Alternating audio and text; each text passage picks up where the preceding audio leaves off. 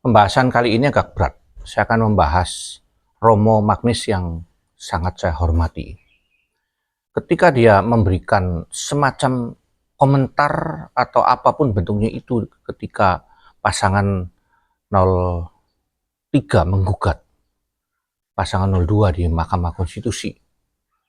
Dia berbicara tentang etika dan kemudian komentarnya itu menjadi viral, bahkan dipuji-puji oleh yang tanda petik orang yang tidak seiman sebagai sesuatu yang baik gitulah. Karena oh ini loh, lihat ini orang yang non seiman dengan kita aja bicara soal etika, kenapa kita diam? Ada satu persoalan yang saya pikirkan. Sebenarnya bicara pemilihan ini bicara apa? Bernegara politik bicara apa? Etika. Oke, etika. Etika apa? Karena di dalam ilmu etika itu kan ada teleological, yaitu satu perbuatan yang nggak baik kalau tujuannya baik. Nah, memang teleological berdasarkan kepada telos ini itu akan menghasilkan Machiavellian, artinya menghalalkan segala cara seperti Machiavelli mengajarkan di dalam bukunya kepada sang raja itu.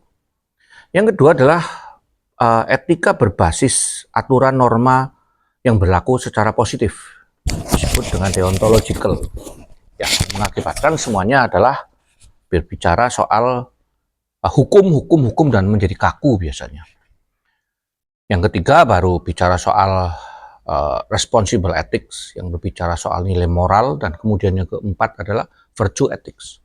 Nah, persoalannya gini, di dalam bernegara ini kita tidak bisa mendasarkan responsible sama virtue ethics untuk menjadi patokan. Kenapa? Karena virtue dan moral, nilai-nilai moral setiap orang, apalagi agamanya berbeda, itu pasti sesuatu yang berbeda. Jadi itu persoalannya. Yang kedua, kalau memang Romo mau mengkritik soal etika di dalam berpolitik, harusnya kritikan itu dimulai dengan ketika Megawati mulai memperlakukan presiden sebagai petugas partai, sehingga dalam berbagai gambar yang viral, seperti seorang presiden menghadap Megawati itu seperti bawahan menghadap atasan. Bagi saya itu juga tidak etis, karena seorang presiden mewakili kedaulatan bangsa. Kemudian ketidaketisan yang kedua harusnya mulai dikomentari berkaitan dengan sebelum perdebatan, bahkan ketika Ganjar, saya Ganjaris murni ya, sekeluarga saya pilih Ganjar. Ketika Ganjar menilai pemerintahan dalam bidang hukum cuma 5. Waktu itu belum debat. Saya udah langsung bicara ini orang nggak beres. Kenapa? Karena Menko Polhukamnya itu menjadi cawapresnya dia. Tapi Romo tidak berbicara apapun, atau minimal saya tidak mendengarnya. Lalu waktu debat lagi diulang lagi, menilai pemerintahan secara umum. Ini sangat tidak etis lagi, apalagi ditambahi dengan Anies yang memang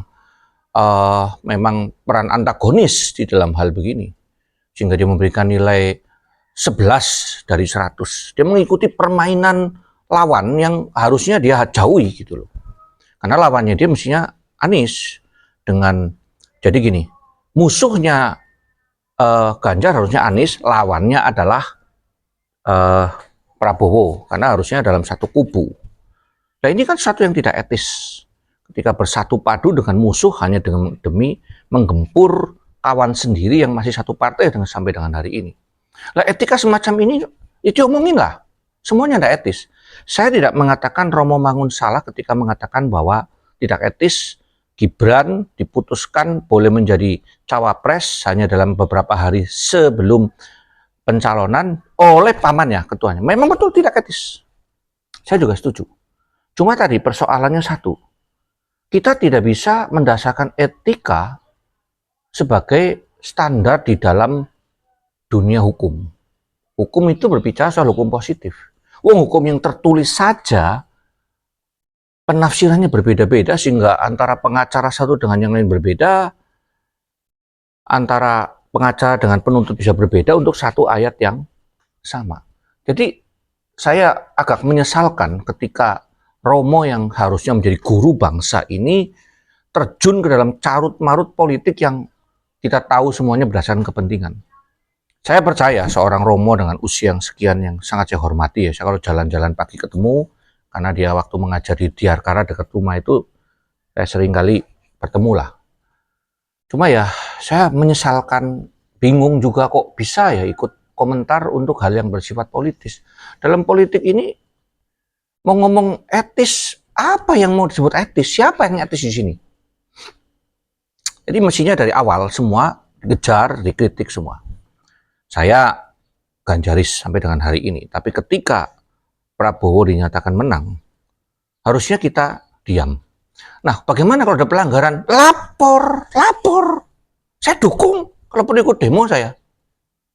Kumpulkan semua bukti. Jangan setiap kalah kita ribut, setiap kalah kita ribut. Mau jadi apa negara ini?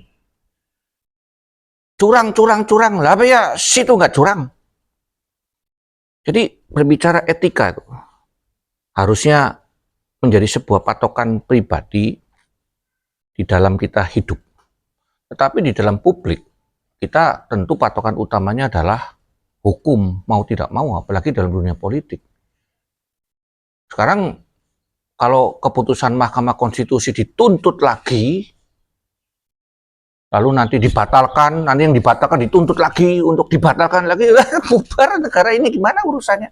Ya sudahlah, awasi saja, mari menjadi oposan yang baik, kejar sampai ke liang semut seluruh kesalahan dan diperbaiki bersama-sama.